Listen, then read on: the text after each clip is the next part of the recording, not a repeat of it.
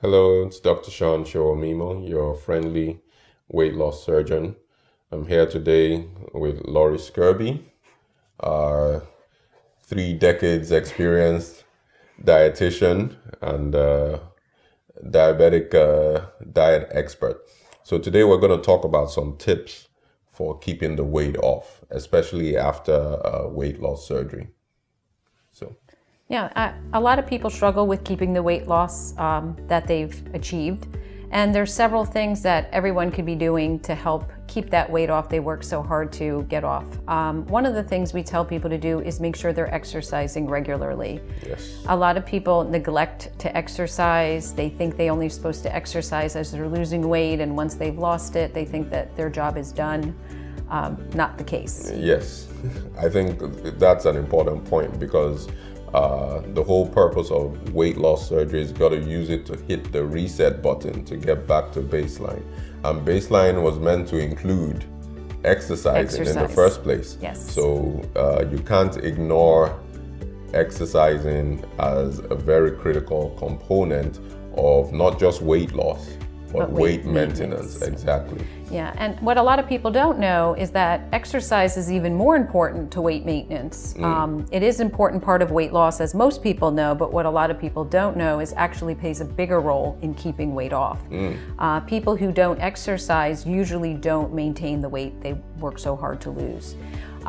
So it's very important that people, find something they like to do, something they can do all year round, or have multiple things that they enjoy doing. So they have summer activities, winter activities. Yes, some of us hibernate in the winter, yes, don't we? and I find that from November until March, people go into hibernation. But as soon as it gets warm outside, they're out, they're walking, biking, hiking, swimming. Right. It's imperative to find creative ways that you can keep up your exercise during the winter months. Yes, yes. And I tell people, have a plan A, have a plan B, and sometimes even have a plan C when it comes to your physical activity.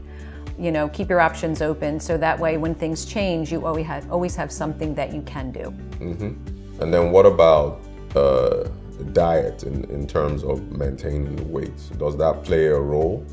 Diet plays a tremendous role in keeping your weight off. One of the things that I've noticed with some of our patients who've managed to put some weight on is that they're moving away from the bariatric eating plan. What we tell our patients to do is eat protein-based meals, so they should always have a healthy form of protein at every meal. Try to eat that first, and what happens over time is people kind of veer away from that and start eating more carbohydrates and other foods that don't really help them maintain weight. Protein foods, when they go into the stomach pouch, they help people get full quickly and stay full.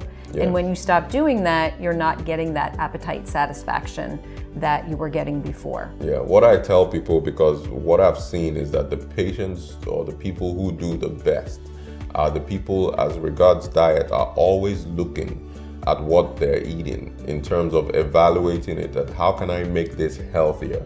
Because if you think, or if you don't think about it and you think, well, you have a good diet and you don't need to think about it, you don't need to monitor it, people tend to be slipping back. Yeah. But if you're actually actively thinking about it to always try to make your diet better, how can I make the diet healthier?